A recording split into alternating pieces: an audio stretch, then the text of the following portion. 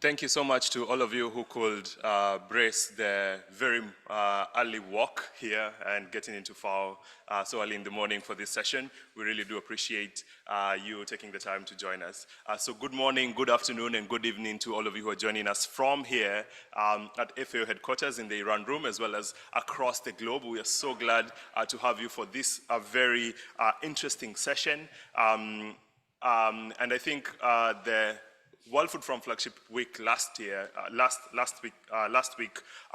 really just showcased how we can move the needle on inclusive youth engagement, inclusive youth empowerment, and just to ensure that young people are still taking the lead in our agri-food systems, to ensure that we can work together to achieve good food for all for today and tomorrow. And from that, really great discussions that were happening last week, and also following up into CFS, this inclusive multi-stakeholder platform, policymaking platform, we are glad to continue advocating, pushing the needle that young people need to be at the forefront of our agri-food systems. Inclusive youth engagement shouldn't be something that is done in the periphery, that young people should be the mainstay in this process that we all want to support and also see while achieving agri-food systems transformation. So thank you so much for turning into this meeting. And in this meeting, we'll be hearing from policymakers. So we have the benefit of having representation from two governments, the United Republic of Tanzania, as well as Indonesia. We'll also be hearing from young people from across the globe, and also just to see how we can push this agenda forward together with young people at the helm, at the front, in different leadership positions. But as well, we'll be hearing from some case studies from the World Food Forum on innovative ways and modalities that we can achieve agri-food systems transformation based on some of the work that the World Food Forum does. And without further ado, ladies and gentlemen, help me in welcoming the Honorable Permanent Secretary of the Ministry of Agriculture of the United Republic of Tanzania, who's going to be making our opening remarks in this session before we can really dive into the depth of discussion and what we really want to hope for today. So without further ado, a round of applause to the Honorable Permanent Secretary.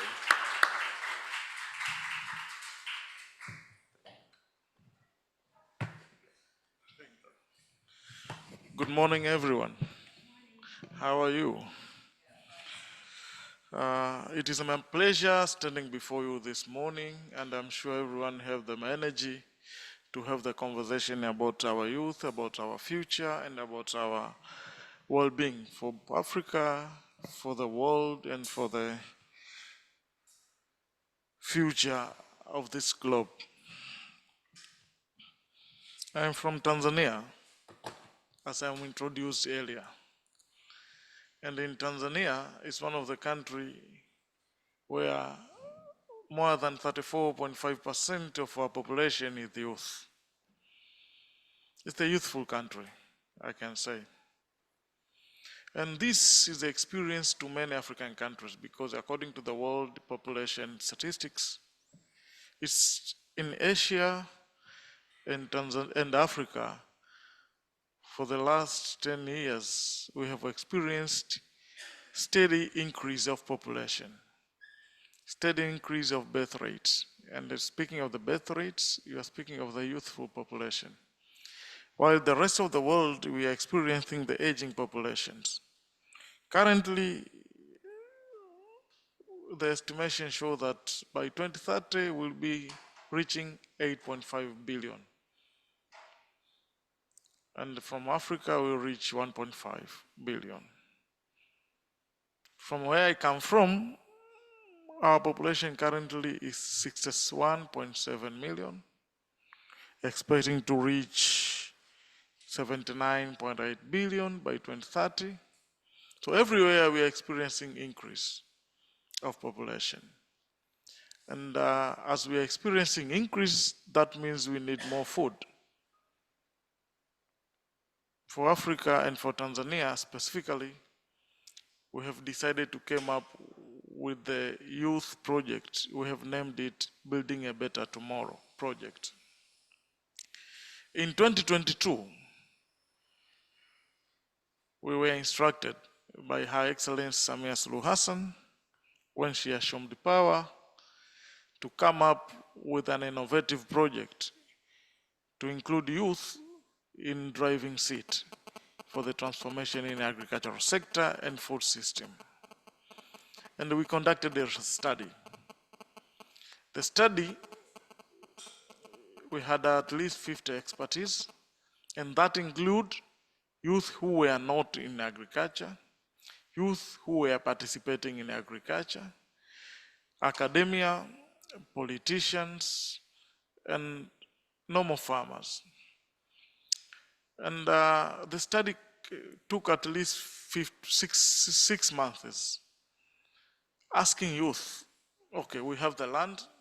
Our land is estimated, a suitable land for the agriculture is estimated to be 44 million hectares, out of which 29 hectares is suitable for irrigation.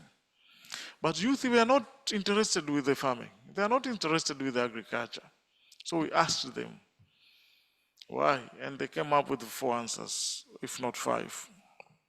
The first, they spoke about the financing. Thus, it's too difficult for them to access financing so that they can participate in agriculture. But also they told us about the technology. Youth, they don't want to use handheld, which is the current practice to our farmers. They told us, if you want us to participate in agriculture, we need to use tools which can save our time and fatigue. But also they told us about the market. They told us when they're passing around and see the farmers they used to see since they were born, they are not interested because they see them, 90% of their produce is lost before it reaches the market. So they want to be sure of the market. And the last thing they told us is they are not inspired by what is really happening. There is no end. If you go to any classroom by then and asking who want to be the farmers, you will see no hand. And who wants to be the doctors, you will see the many hands. But these are our youth. We have the land. We need to use our youth to produce the food, to feed our neighbors, to feed the Africa, and to play part or to contribute to the world food stock. So we decided to come up with the project. We named it Building a Better Tomorrow. It's worth more than $1 billion. We have already invested with the African Development Bank and the World Bank at least $300 million. Last year, when we met in Africa for the Africa Food System Summit, we mobilized the pledges and the actual funding, reaching to $6 million, expecting to use this money in the next 5 years. What we are doing in Tanzania, and I see it's worth to mention here so that we can discuss and see if we can replicate to other countries having the same characteristics as we are. First, we understand not all youth are interested with the farming. Some are interested with the value chain. So one of the challenges we have in Tanzania is inadequate and inefficiency extension services system. So in the first year, we recruited 220 youth from the universities to provide services, extension services and advisory services to farmers.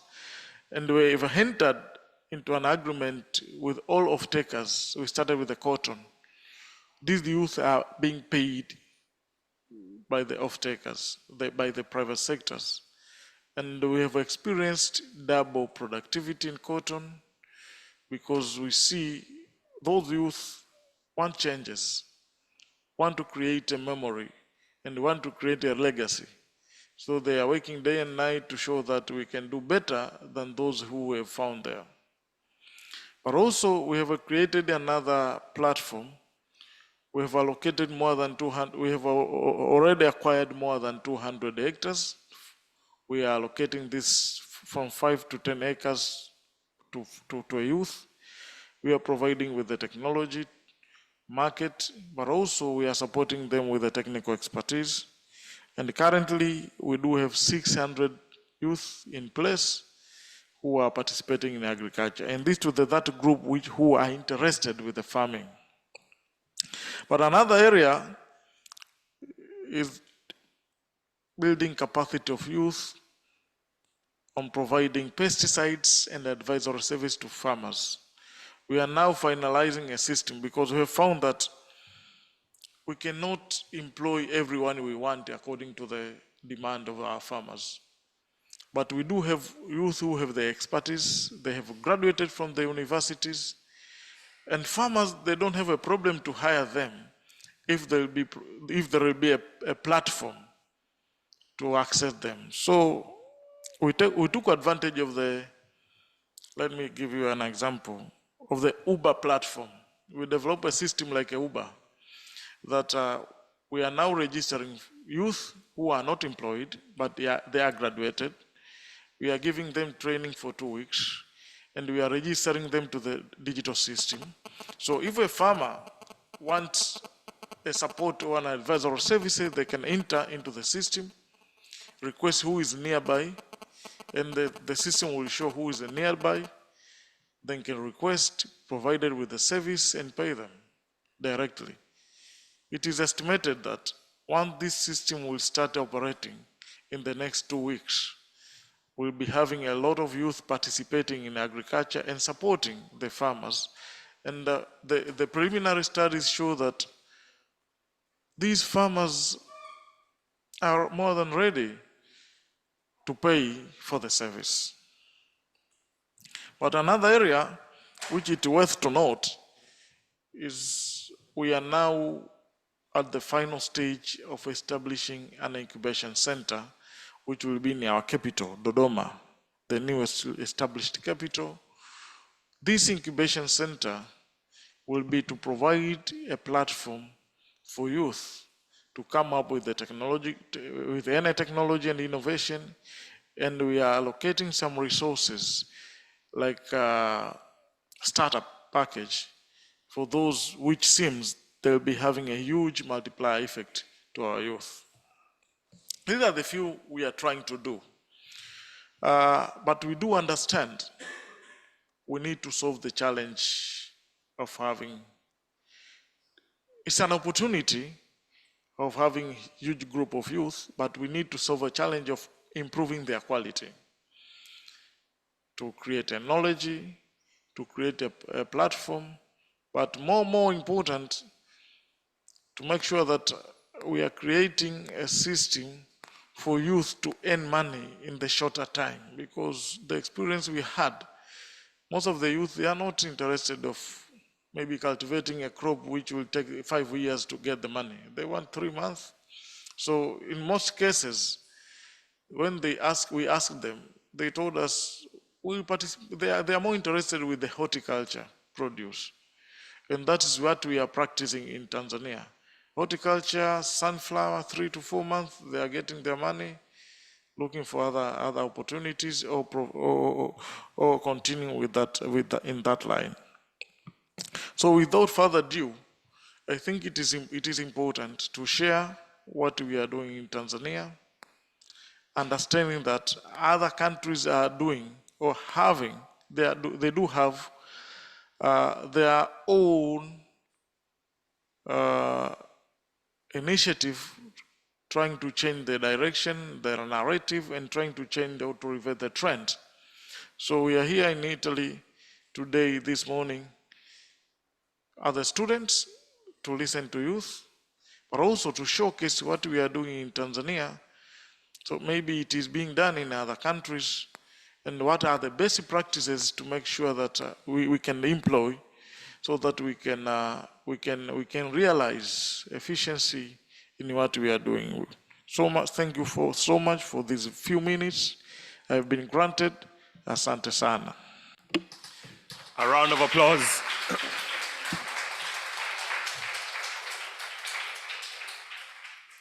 Asante sana Mheshimiwa Gerald Geoffrey Mweli, the Permanent Secretary from the Ministry of Agriculture of the United Republic of Tanzania, for those thought-leading remarks. And just to recap what he said, it's really great what the government of Tanzania is doing, using an evidence-based approach to supporting young people's engagement in agri-food systems.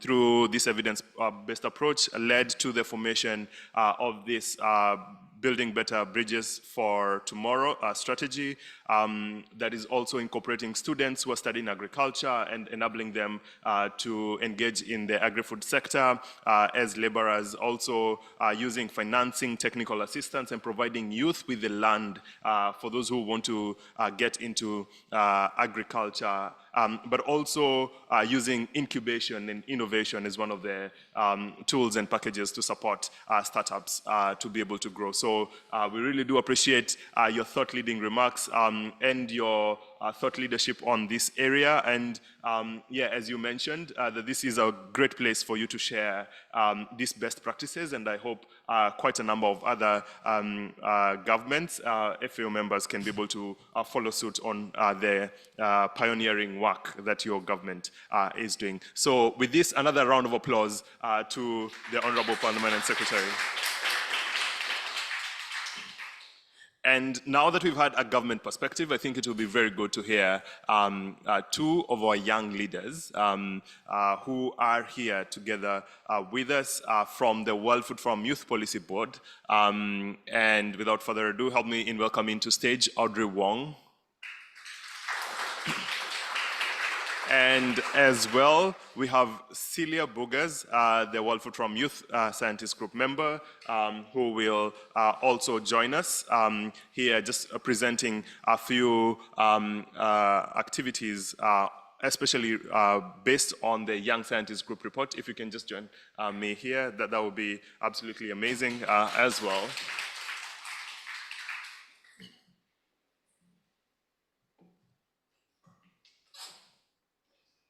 But as they settle down, and as we continue to move on with the discussion, allow us to play just a small clip just to show the transition from the World Food Forum into CFS this week. As I mentioned before, it was great to have all these discussions, deliberations at the World Food Forum flagship event last week, and bringing these outcomes into this inclusive multi-stakeholder policy-making organ of the CFS.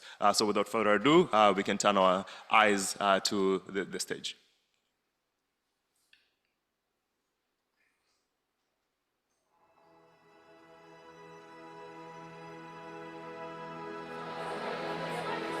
It's time to face the music.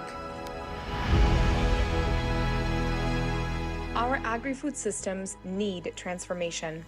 Let us take you on a journey throughout the years of the World Food Forum through music. In 2021, we started as a small, volunteer-led initiative where we brought young people together for an online event to find out if we could inspire enough of them to get interested in transforming agri-food systems. And as it turns out, we did. In 2022, as our year-long effort continued, we invited young visionaries to FAO headquarters and online to advance the movement. That year, we joined forces with the Hand in Hand Investment Forum and the Science and Innovation Forum to tackle agri-food systems issues holistically. In 2023, we brought 6,000 people in person to FAO from more than 100 countries. We hosted the UN Global Indigenous Youth Forum, putting Indigenous youth, together with the other fora, at the forefront of agri-food systems change. For 2024, we promised a year of action, and we delivered. This week, the world united in Rome and beyond for an extraordinary event that transcended boundaries and generations. Over 5 inspiring days, global experts, change makers, and leaders came together under the theme, Good Food for All for Today and Tomorrow. The 2024 World Food Forum was the culmination of year-long efforts driven by urgency. Throughout the week, groundbreaking ideas were exchanged and bold actions initiated. Our focus was on fostering innovation, building partnerships, and ensuring inclusivity for youth, women, Indigenous peoples, and farmers.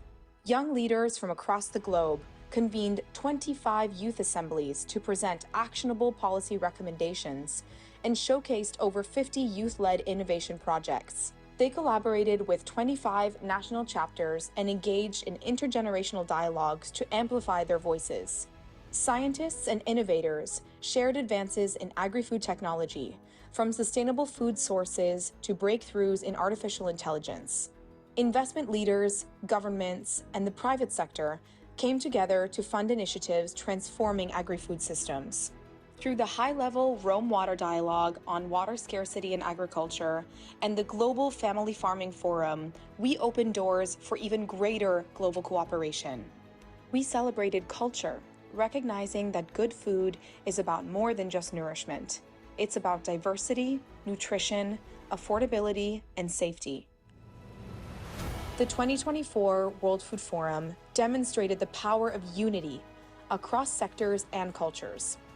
It showed what's possible when we commit to sustainable investments and envision a world where no one goes hungry. But the journey doesn't end here.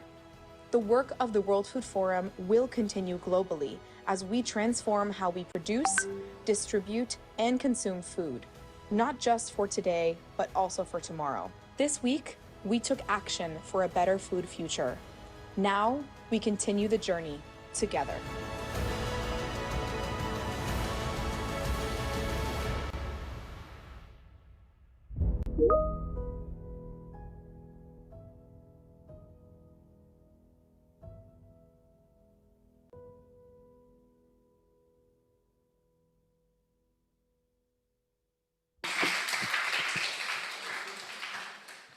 Amazing.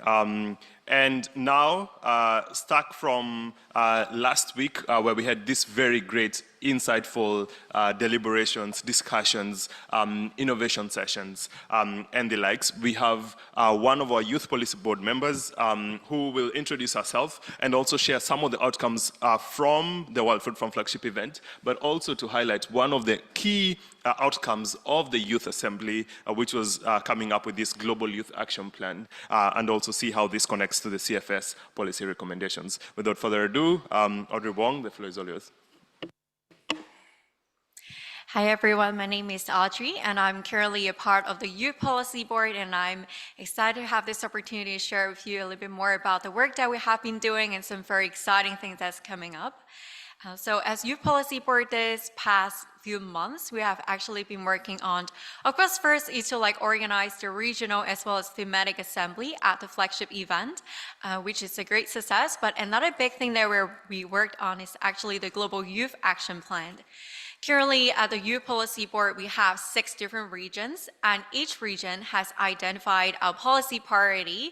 And as mentioned in the video as well, it's time to move on to the action. So the goal here is to move on from the policy priority that we have identified to different action items.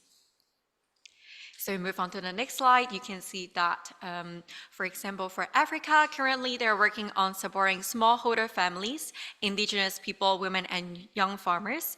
But for Asia and Pacific, they focus more on the production, the accessibility, and consumption of different safe, healthy, and sustainable food. Moving on to other regions, for example, for the Europe and Central Asia, they want to focus more on the youth involvement in different fields, while for Latin America and the Caribbean, they want to work on supporting different knowledge on finance, credit, and funding to different stakeholders.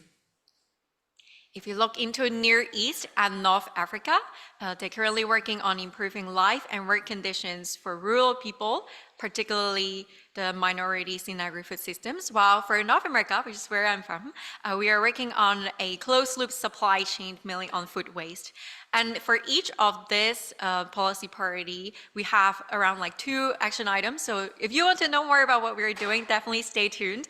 Or you can also talk to me after this, and we would love to share more and to see how you can also be involved in part of our effort. But a big thing I actually also want to mention today is that during our flagship event, we have a thematic assembly on CFS. And we talk a little bit more about how youth can actually act as a catalyst in this process. So now I'll talk about what we actually discuss.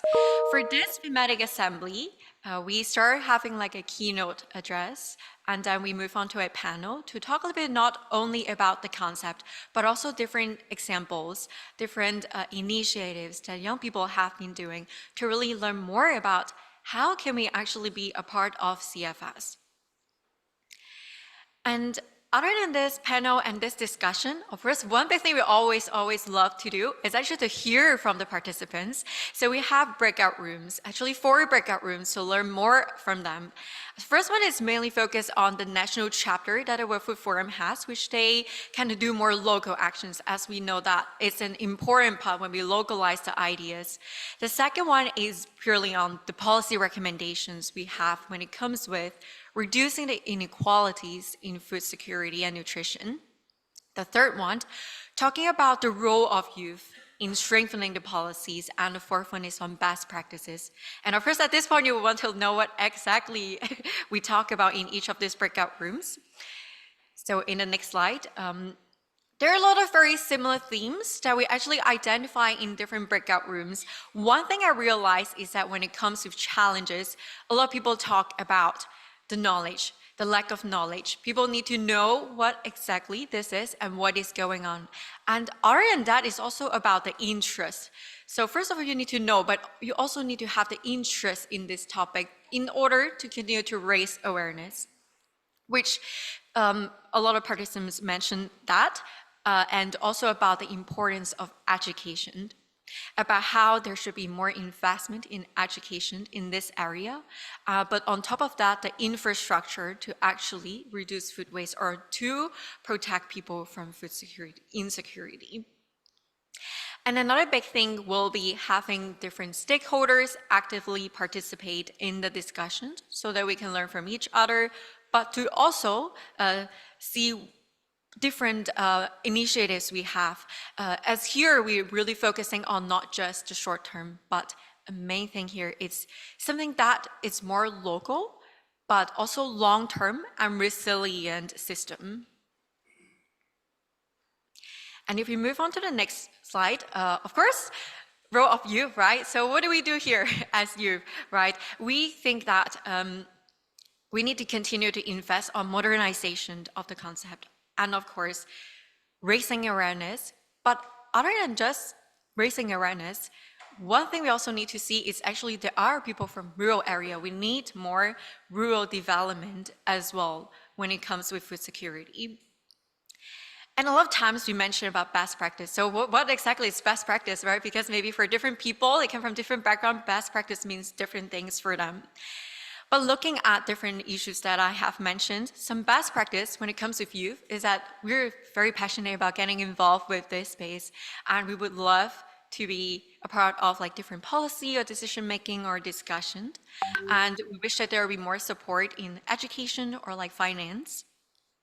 And another thing that we mentioned is how important it is to have community-based activities that we will actually contribute more and concentrate more on the root cause of what caused food security, like food insecurity in that community. And last, which will lead to the reliable food sources that we have. And with that being said, perhaps this year, we don't see a lot of youth at CFS, but my biggest hope is that next year, maybe there will be more youth like participate at CFS. Maybe they can come with different non-state actors with different organizations, or perhaps, you know, there can be some youth observers coming with the member state as a part of the delegation. So definitely would love to see how actually this intergenerational collaboration and how we can make this impact in food security. Thank you.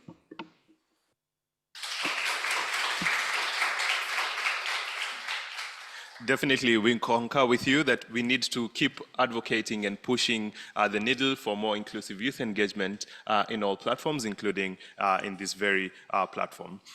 Then moving on to Celia, and who is a member of the Young Scientists Group. One of the things that we have engaged on is that to achieve good food for all for today and tomorrow, and to really ensure inclusive youth engagement and empowerment of young people in agri-food systems, we need to also look at the science behind it. And as a group of young scientists from across the globe, you have worked tirelessly over the last 2 years to create this new Young Scientist report on digital technologies that first looks into the risks and uncertainties that will shape opportunities for young people in agri-food systems, but also the opportunities that digital technologies really do provide for young people's engagement in agri-food systems. And so with this backdrop, the floor is all yours to tell us what's in this document, how can we push on inclusive youth engagement from this?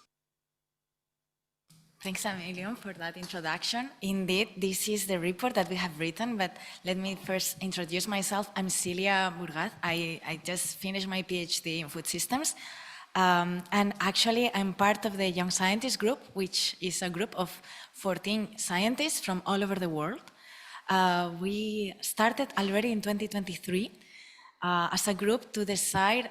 We were coming from different disciplines, so that's also important to say. Some of us are doing research on nutrition, public health, agriculture, environmental sciences, political sciences, but we are all focused on food systems.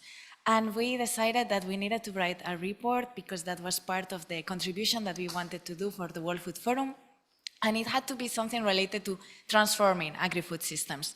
There are multiple ways to transform agri-food systems, as you know.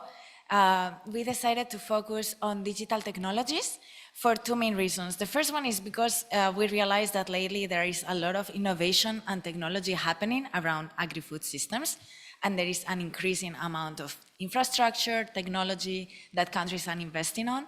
And second, because we are a group of young people, we are using technology for our research, for our daily life. So we realized that we, as a young community, we are very engaged with technology. So we decided that that was something that was actually connecting us, digital technologies in youth development, and that's how actually we decided to write this report. You can scan the QR code because it's quite a long report, but I'm going to explain it to you very fast so that you understand what we focused on.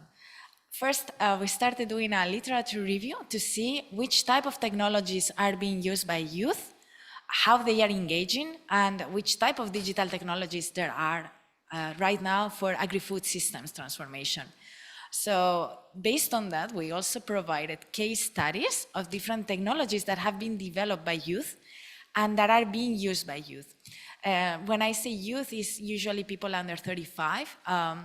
So that's the thing that we wanted to focus on. And we checked technologies not only for agriculture, but also for the supply chain and even for consumers to make sure that there are key areas, as Audrey just mentioned, related to, for instance, food waste or even involving youth in the transformation. We focus on four main pillars: how digital technologies are used by youth, so the use that we do with digital technologies in our everyday life to transform agri-food systems. Then a part that is very interesting, according to me, so I will invite you to read the report, is which digital technologies have been developed by youth.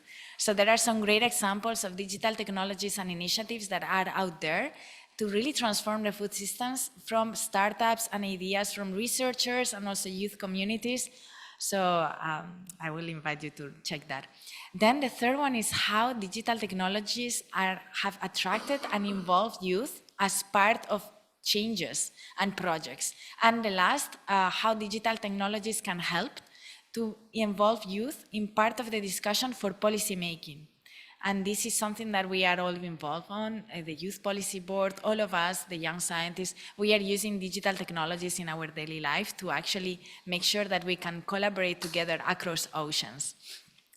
One of the interesting parts of the report is that after doing these case studies, we also decided to deep our knowledge on lived experiences and perspectives by youth. So we did a survey to understand which are the barriers and the facilitators for youth to be using this type of technologies, which are mainly the main challenges that they encounter were using them. And it was also mentioned before, there is a problem right now as many young people tend to not be interested in agriculture, but are more interested in the supply chain part, simply because they find that the agriculture is not modern enough or is not technology dependent, but it's actually not true. As you know, there is a lot of technology also happening in the side of pure agriculture. So it's very interesting to see that this is one of the barriers, the lack of awareness about everything that is possible within the field of agriculture with digital technologies, using AI, using drones, for optimization of, or even digital apps for the optimization in the agriculture. Another usual suspect was, of course, a lack of financial incentives and the fact that some digital technologies are expensive. However, this does not happen to all of them, as there are many digital apps that are available in our phones that don't require any money and can be used and are useful also for agriculture and the food supply chain in general, and also for food waste, for instance. And apart from that, something that was quite often mentioned is the fact that in rural areas, the connectivity seems to still be an issue. Then there are farmers that only speak a language that is not maybe English, so then most of these apps that have been developed are only in English, so that's also something that needs to be considered to make it more accessible for everyone. And then another one is the fact that some of these digital technologies that are new require some skills and some training that unfortunately is not there. So young people tend to be more prone and active to actually be part of learning something new, but if a farmer has been working with the same type of mechanism all their life, it's going to be quite hard to actually get used to that. So it will be interesting to make sure that there is more training available. But all in all, the vision of digital technologies in agri-food systems transformation was quite positive because it increases the connections between people, it makes sure that it's really reachable for everyone, and there is a lot of potential there. So it would be great if governments can also focus on that. And I will finish with that, but I hope that you will have the time to read the report because it's quite insightful. Thank you.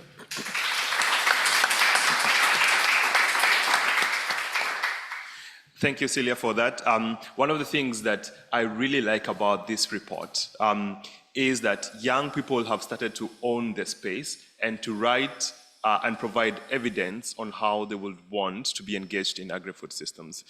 This reminds me of an African proverb that says, "Until the lion tells the story, the hunter will always be the hero." So we need, as young people, to start owning the space as young scientists to provide more evidence-based research on how young people can be better engaged. And this report is just the beginning on how we can better communicate and talk about our story and tell it to other stakeholders so that they can learn from our stories ourselves. So another round of applause to Celia for that great presentation.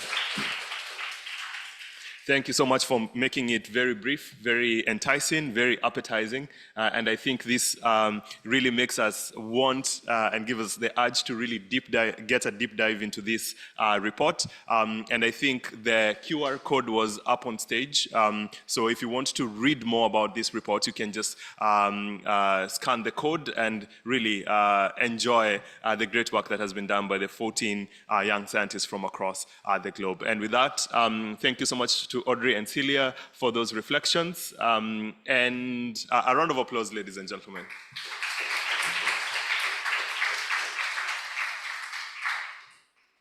And now that we have had from a policy perspective from one of our FAO members, we've also had from two young people from the outcomes of the World Food Forum, the Global Youth Action Plan, the connection to the CFS policy recommendations, and had a deep dive into the Young Scientist Group report on digital technologies for multidimensional youth engagement in agri-food systems transformation.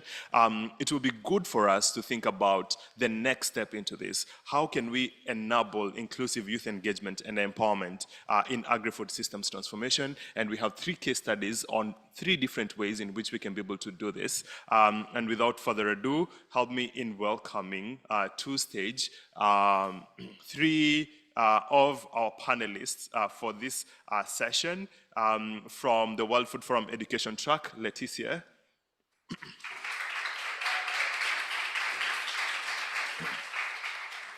Thank you so much. From the World Food Forum Innovation Track program, Celeste.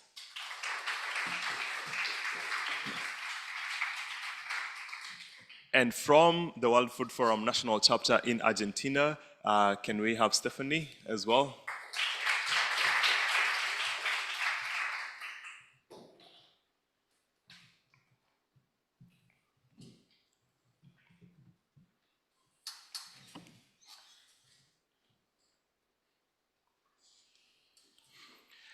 Thank you so much. For the 3 of you, I will just ask one panel question. What are some of the successful case studies, especially from your engagement, that you see can push the needle on inclusive youth engagement and empowerment for agri-food systems transformation and to achieve good food for all for today and tomorrow? We can start with you, Leticia.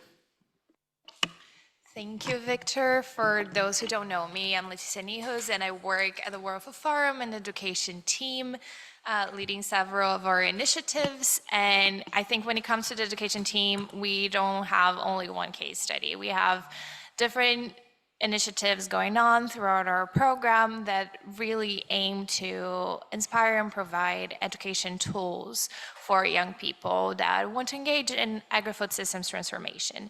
So our work is focused on capacity development, showcasing initiatives and projects that these young people across the globe are already working in.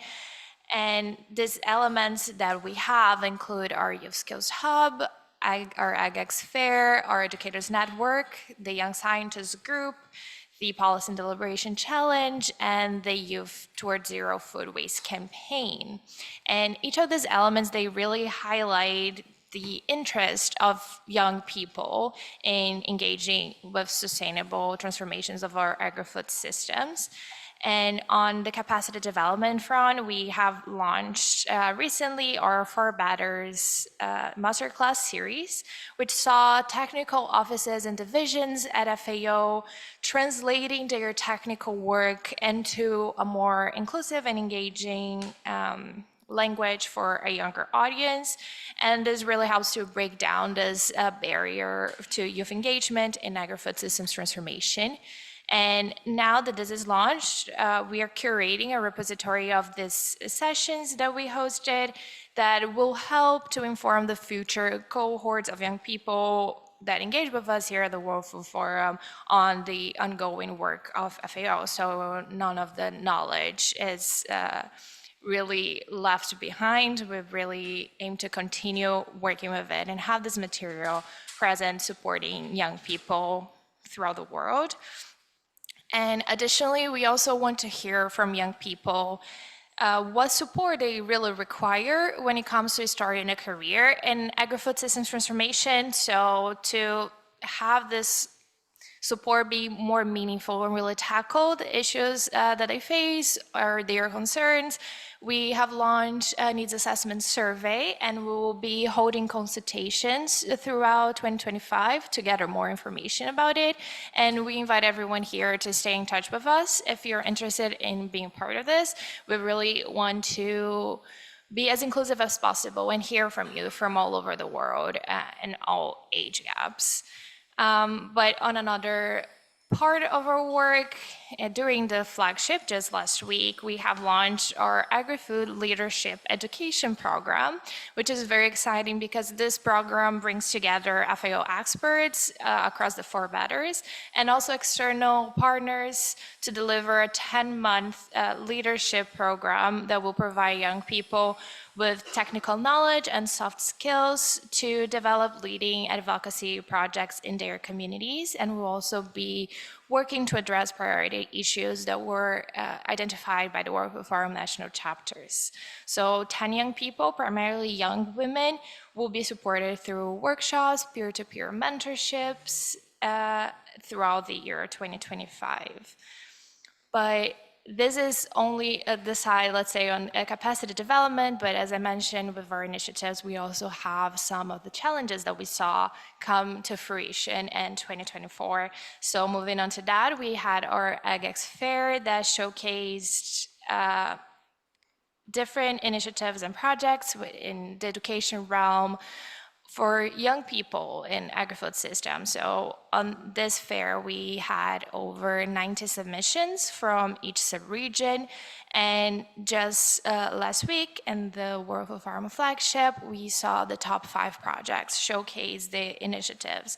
And they had this element of creativity and were inspiring reminders of the strength that young people have to contribute with education for agri-food systems transformation, which is really the basis of everything we work with.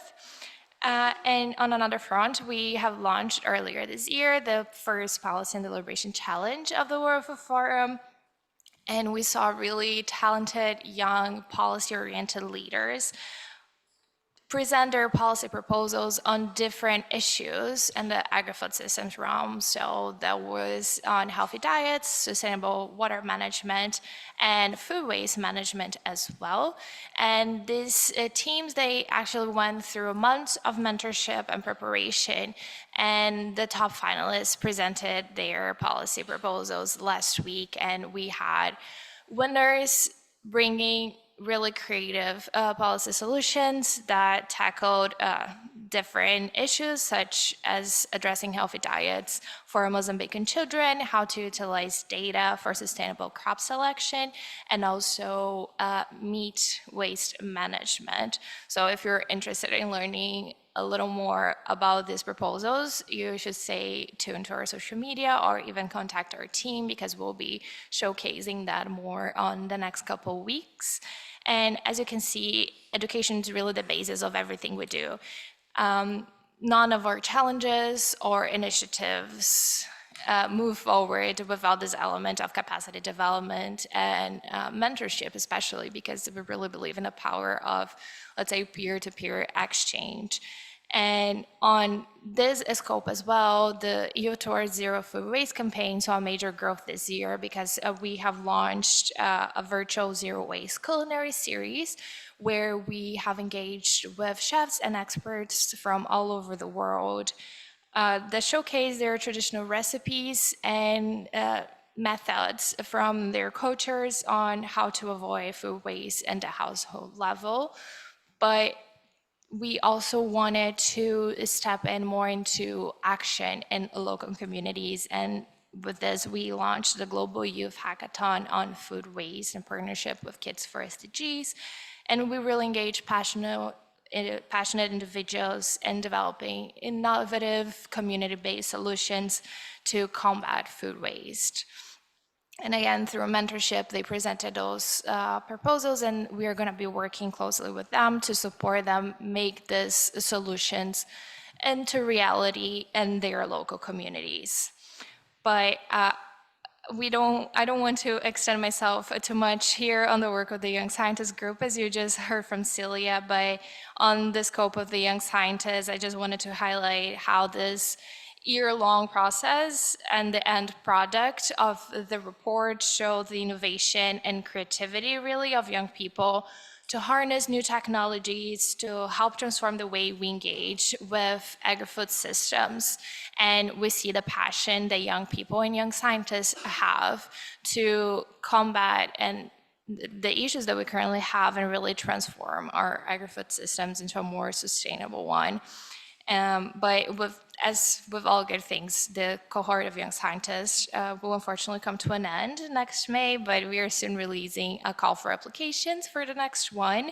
So you're hearing this kind of firsthand, so please stay tuned with us, and I really hope to see some of you applying as well.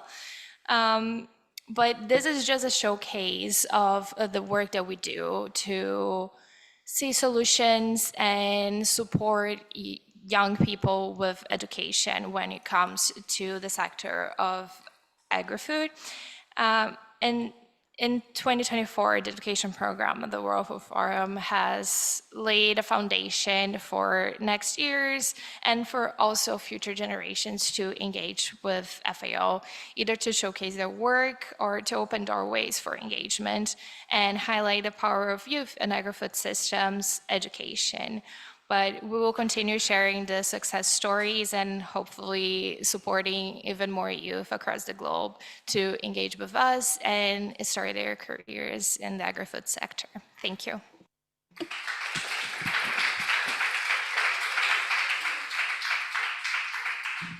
Thank you so much, Leticia. I think I agree with you that the best thing about learning is once you get it, no one can take that away from you. And I think that's why education is such a beautiful and a powerful weapon to change the world, but also change our agri-food systems. So from demonstration events, bringing together educators, from hackathons, to bringing together young scientists together to create these reports, from supporting young people, especially who want to get into policy through deliberation challenge, to youth leadership programs and capacity development.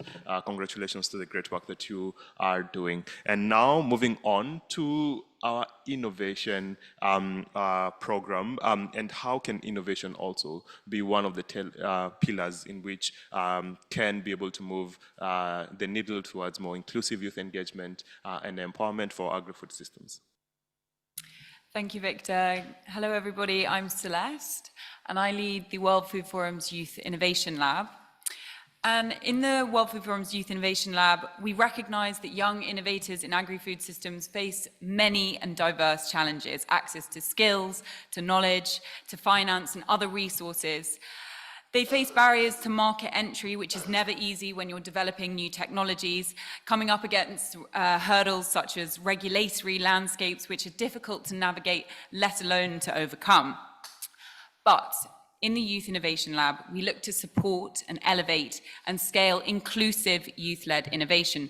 Through our various programs, we aim to offer solutions to young innovators to some of the challenges which I've just outlined. So, starting with young researchers who often lack access to visibility and funding opportunities for their early stage research ideas that may be, say, a little bit unusual, but have the potential to be transformational to various agri-food system challenges. For these, let's say, out-of-the-box ideas, the Youth Innovation Lab has created the Transformative Research Challenge.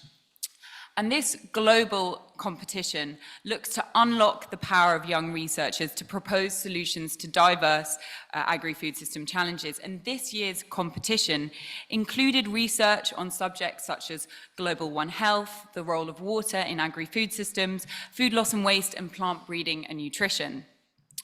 And through this competition, we can support these young researchers with seed grants to fund the development of their proposals. We offer them access to mentorship opportunities and global knowledge networks, connecting them with FAO experts and other UN expertise. This year's overall winner of the competition is a young team from Somalia who are developing a mobile app and portable suitcase lab to strengthen efforts to prevent river valley fever in the country. So that's a sort of more concrete example of how we're supporting young innovators and young researchers around the world. But moving on to young entrepreneurs in agri-food systems who often lack the necessary skills and training to get their early stage, idea stage initiatives off the ground so that they can become sustainable and impactful businesses. To empower these agripreneurs and entrepreneurs, we have developed the Youth Food Lab, which is an incubator program. It's online, it's 8 months long. And we pair teams from around the world with an expert in their local context. And every other week, there's a masterclass on fundamental skills such as developing a business model canvas, communications, and fundraising. And this year, we had a team from Nigeria, for example, who produced specialized baby foods using underutilized food groups. We also had a team from Indonesia who were empowering women across the country to tackle the problem of food waste by creating a digital platform which serves to collect, sort and repurpose food that would otherwise go to waste. So through the Youth Food Lab, young innovators are being empowered to create businesses with high impact that are also sustainable.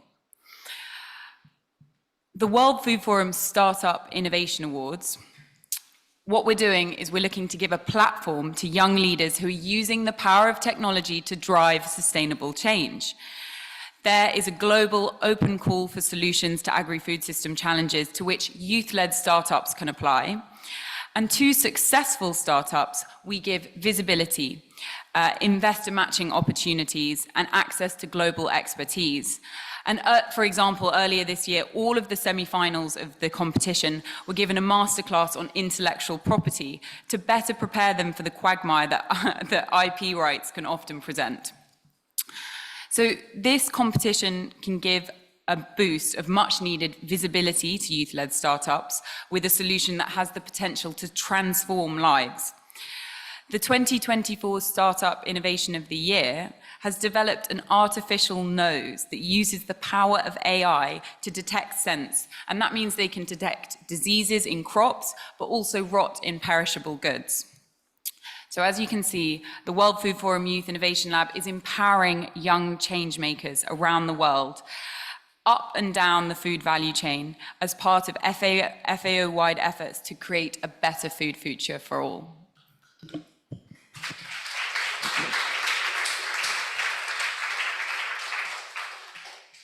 Thank you so much for those very reflectful remarks, that really innovation can be one of the most powerful tools that we can have to support young people's engagement in agri-food systems, and supporting them up and down the agri-food sector and in the different value chains. So really appreciate the thoughtful remarks.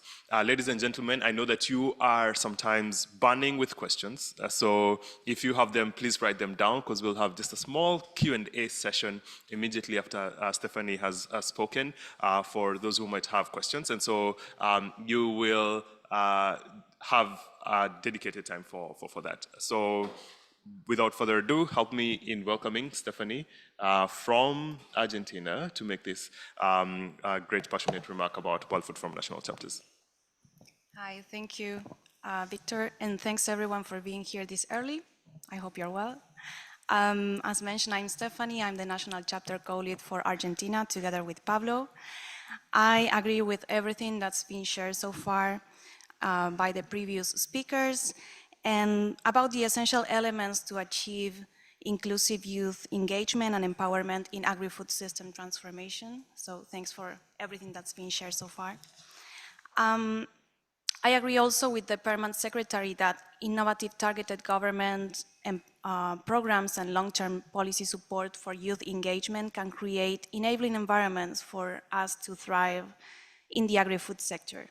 And I fully agree that this vision of building the long-term and supportive structures that allow youth to lead are essential for the work that we are doing at the local place.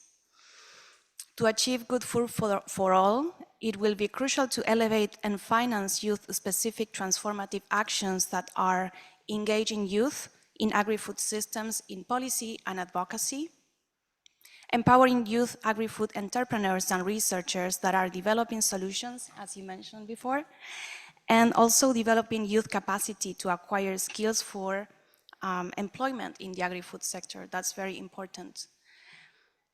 From the World Food Forum National Chapter in Argentina, as well as all national chapters, we've seen that when we focus the initiatives in the local level that are more inclusive, more sustainable, and they build on the aspirations of the youth that live there, these challenges that we see every day and know them best are the way to go, because we really need to have localized action, and that is relevant for our context.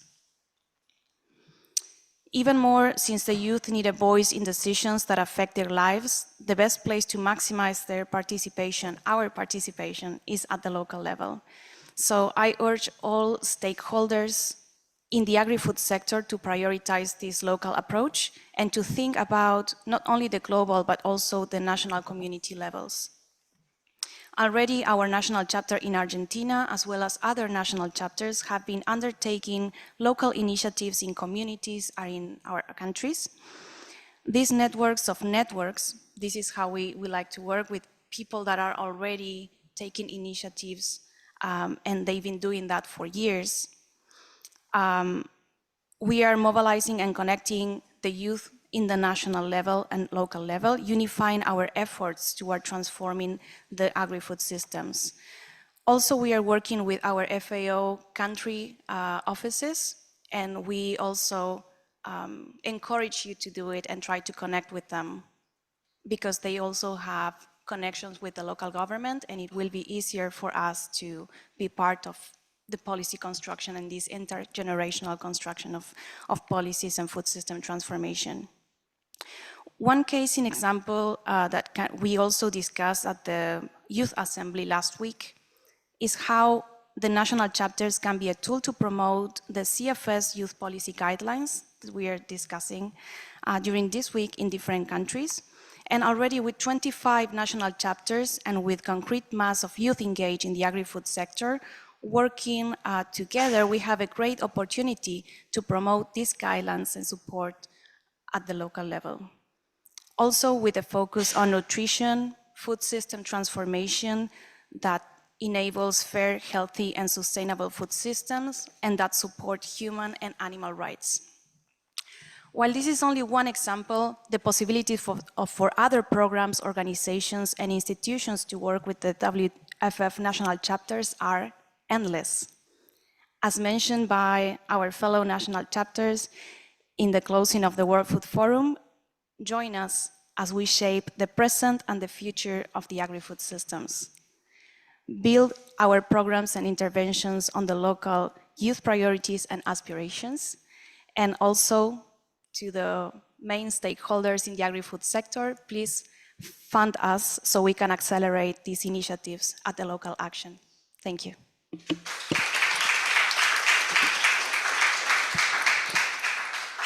Thank you so much, Stephanie. And just discussing the how, but also the where. The how through innovation, through education, through policy and advocacy, and a lot of support services to that. But on where we can do this at the local level. So thank you so much for that very, very beautiful perspective. And now, ladies and gentlemen, it's time for you who have questions to ask.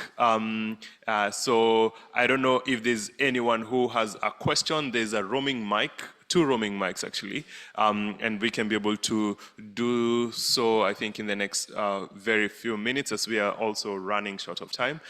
Is there a question, and does someone want to raise their hand before we can do that? Amazing. It seems that there's no question. So thank you so much to our all-female panelists who are here together with us. A round of applause to them as they take their seats.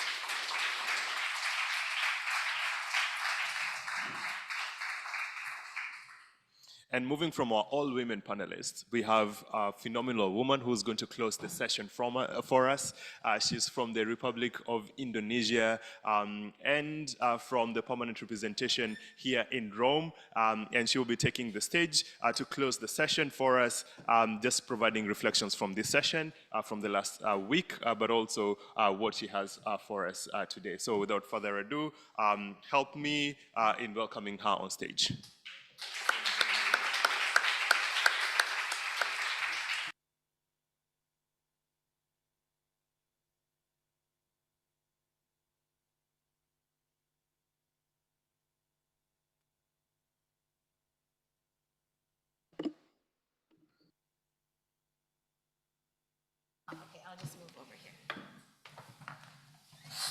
Thank you so much for introducing me. Let me introduce myself. My name is Irma. I am the alternate representative for Indonesia here at the FAO. I'm very excited to be here, Excellency, Permanent Representative from the Ministry of Agriculture of Tanzania, colleagues, youth representatives, distinguished participants. Once again, good morning to you, and let me start by saying that I'm so happy to be here this morning talking about youth.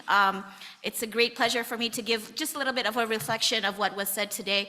I have to say that last week was truly inspiring, so congratulations to the Office of the Youth World Food Forum. Yay. Yay for you guys. From that event, I think the spirit of youth convinced me that youth is the heartbeat of progress and change. And I think it ties in with what we were talking about, what we did 2 years ago at the CFS, where we had the CFS policy recommendations on promoting youth engagement, employment in agriculture, food systems for food security, which contains a lot of concrete actions that we could promote on this topic. And I think we all have the tools to guide us to better youth engagement, better participation of youth, and I think now is how can we implement those, right? I think there's one important sentence in the policy recommendation that says, investing in, I'm gonna read it, okay, so bear with me. It says, investing in young people and strengthening their participation in decision-making process is key to contributing to food security, nutrition, poverty eradication, and so on and so forth. There's a long list, right? But I think this is very pertinent and very, to our discussions. It's a very, it's something that needs a lot of attention from us as governments or from youth, assemblies, parliamentarians, everything. So from what our discussions today and from our presentations from these young ladies today, youth, women, and there are 3 points that I want to emphasize. And hopefully that this uptake that we can increase youth engagement and empower food transformation in this sector. So first is, as you mentioned earlier, is science and innovation. I think when it comes, when we're talking about science and innovation with youth, it comes to be better, faster, multidimensional, and I think youth has the tenacity, the drive, the ideas of thinking out of the box and how we can transform that agri-food system. And I think I agree with you, Celia, was it? That it's a lack of awareness and a lack of capacity in some areas or some countries, but it's absolutely not the lack of opportunity or potential. Last week at the WFF, I saw so many, and I was so proud, so many Indonesians there. We won what's it called? There was TRC, TCR? Yes. TRC, there was 2 groups that won there, and then we also had in this youth food lab, we had 2 winners there, and one of them was the People's Choice Award, so that was a yay for us. And so it's not about lack of knowledge or but it's more lack of awareness, and I think that's one of the things that we're lacking, that we should promote it more and encourage them. And I think I wanted to just also emphasize your point on technology. Technology here is very important, and that I think having predictive agriculture technology is like similar to having a doctor's diagnosis, I would say, so you can predict what it is, and then you handle it. And with digital agriculture, I think that's we can predict what's going to happen at the and take more steps and innovative steps to have better production, everything better, right? So this comes back to I want to say something about Indonesia, because we are a big population. We're the biggest, we're the largest, the 4th largest population. Youth is our advantage. We have 65 million youth in Indonesia, right? That's more than 23% of our nation's population, and much more than most countries combined, So, and success is getting younger in Indonesia. Most digital startups are owned by millennials. So, I mean, that's an advantage that we can use and take advantage of. With a little bit of incentive and synergy in these areas, I think in digital agriculture, we have limitless potential. There's nothing that the youth can't do. And then second, on the second point, I think we need to provide an enabling environment for youth engagement, right? This still relates to my first point, and I would agree with the permanent secretary from Tanzania that mentioned that farmer regeneration is an issue that we are also facing. An aging farmers, aging farmers, that's a problem of that. But because, like you said, if you ask millennials, maybe 1% would say, I want to be involved in farmers. But, in the case of Indonesia, this is where we collaborate with FAO on encouraging and regenerative farmers. Last year, or the beginning of this year, we signed an MOU with FAO for a TCP that is tailored to this issue. So it's how can we encourage the youth to become farmers, that farming is not something that, it's left behind, it's back in the past, but something that, this is for our future, for together, and we need youth to do this.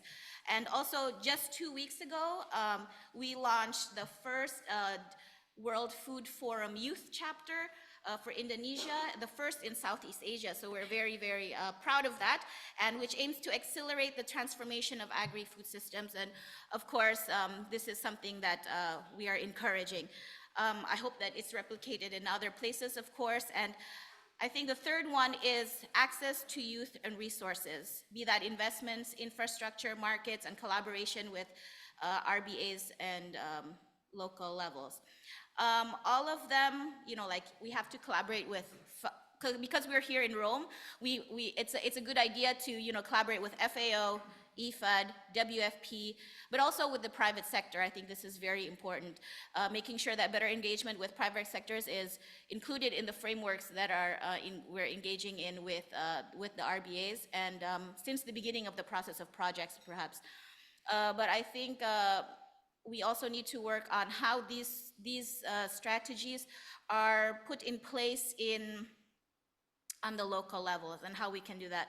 So with this, I want to also give another example where I think it's very concrete.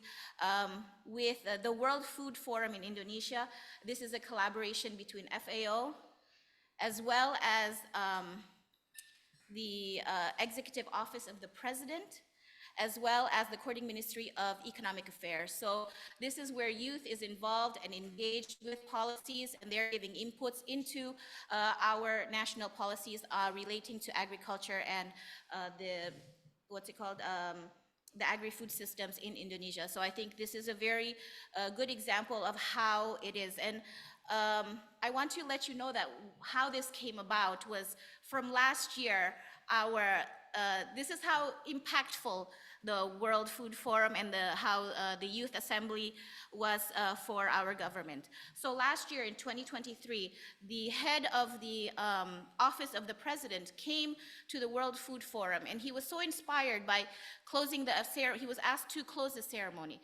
And after that, he spoke, when he returned to Indonesia, he spoke with the FAO and with the FAO representative, and they came up with an idea and to have, this program, the one that I just mentioned before about having regenerative. And we got funding also from, so partly it's funded by the FAO as well as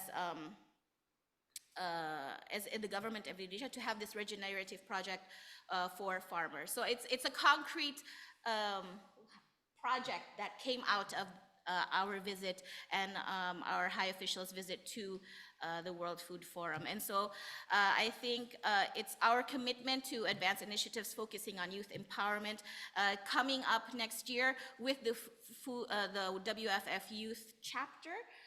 In Indonesia, we have their first program is to have an initiative called the Indonesia Food Academy, which will be a 6-month a 6-month training program with academics and practitioners, and at the same time, while involving the government, we are also involving the academic sector, working together with universities and that. So just to recap, I think there are 3 things that are important: is encouraging science and innovation, having better youth engagement, having access to youth and resources. I mean, I think collaboration between governments as well as youth and all education, everything is crucial. And you know what they say, teamwork makes the dream work, right? So it's, and I think one thing that we need to, that we need to also concentrate is youth can learn and learn from the experience of those more experienced. And we as governments need to also listen more to the youth who are thinking out of the box. And so with that collaboration, hopefully we can make a better agri-food systems. And with that collaboration, I think there is, you know, a potential for great and sustainable agri-food systems for everyone and enough food for everyone. And so, yeah, I leave it to you, the youth, because you are the architects of tomorrow's world. Thank you so much.